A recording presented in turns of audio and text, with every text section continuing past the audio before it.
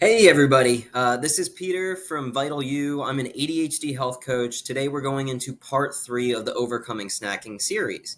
And today we're going to be going over the impact of your nutrition on mood and energy and how this will help you plan for your future self with the big 3, which is protein, fiber, and micronutrients. A little recap of the other video if you didn't get to see it. We were going over how nutrition plays a key role in your ADHD symptoms, specifically going over textures, tastes, and how to make those healthier swaps from those. Okie dokie. So, understanding the big 3 nutritional pillars to where we're focusing on the protein. Protein is going to help us build focus and keep you fuller longer. If you're trying to lose weight, protein is also very helpful because it's got a higher thermic effect. So not only will it help you boost your focus, but it will allow you to have stabilized energy levels, keeping you full longer, and it's got a higher thermic effect. So when you eat it, it takes calories to burn it too. And that's what a higher thermic effect is. Fiber also has a higher thermic effect. It helps your gut health, which is an important part for our neurotransmitters with ADHD. Not only that, but it slows down glucose spikes and contributes to long-lasting fullness. Okay, glucose spikes, I'm not really worried about, but when it comes to ADHD symptoms, we want to help overall create a more balance. Anytime you eat, you're going to have a glucose spike, but we don't want it to be spiked for a long period of time. It's natural for those spikes. Okay, micronutrients. So, micronutrients are vitamins and minerals. These are going to be helpful in assisting the reactions that happen with protein in intracellular processes. It's going to help your brain function better cognitively, helping you regulate mood and energy levels. Magnesium and vitamin D are two very big ones. Omega-3 fatty acid is part of the fats, but is also, I would consider it a micronutrient to where it can be helpful for the ADHD brain. So we want to go over how we can use the big 3 to plan for your future self. You can use the big 3 to prevent energy crashes and impulsive snacking because protein and fiber are going to help make you fuller longer, reducing the urge for snacking for physical hunger purposes, right? In video 1, we went over physical hunger versus emotional hunger.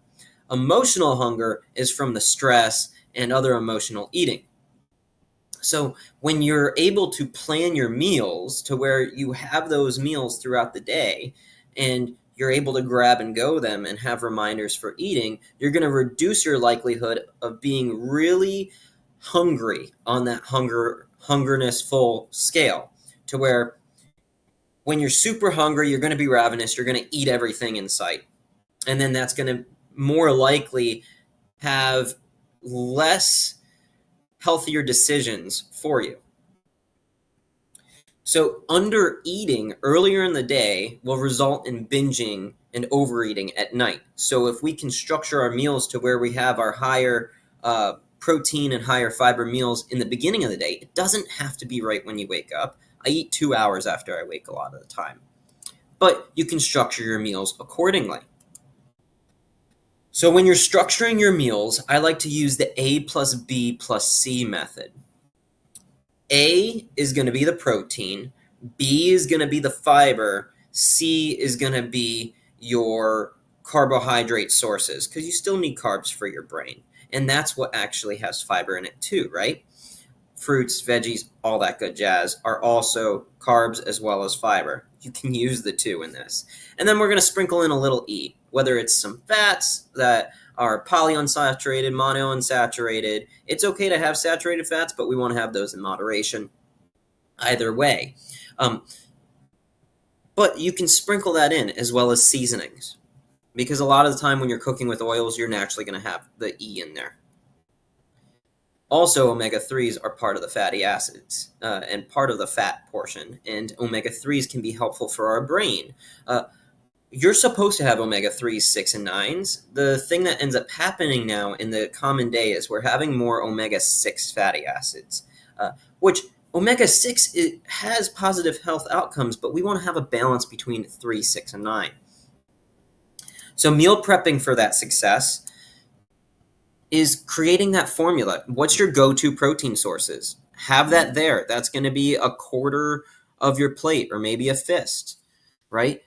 The veggies and the lower calorie based fruits and veggies are going to be half your plate, because that's going to be the fibers.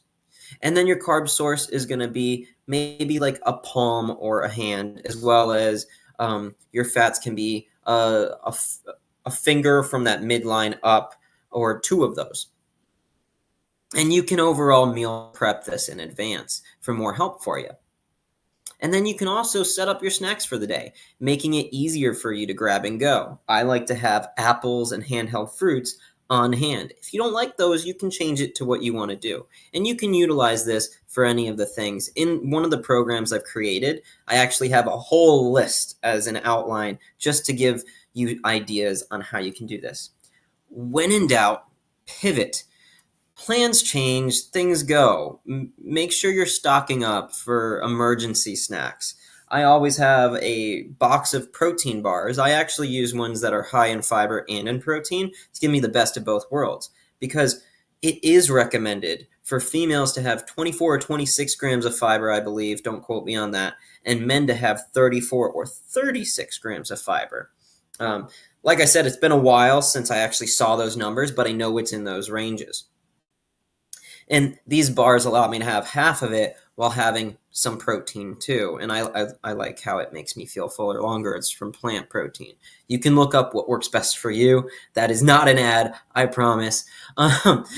So overall, stock up on that protein, stock up on the fiber, and have easy to simple formula for making your meals. We're going to go into part 4 of this video series next. Please subscribe for more and comment anything else you want me to go over down below. I look forward to hearing from you. If you want to learn more and hop on a discovery call, it's free. Feel free to email me, admin@vitalu.org, or comment discovery with your contact information, email, or phone number. And I am more than happy to hop on with you. Have a great rest of your day.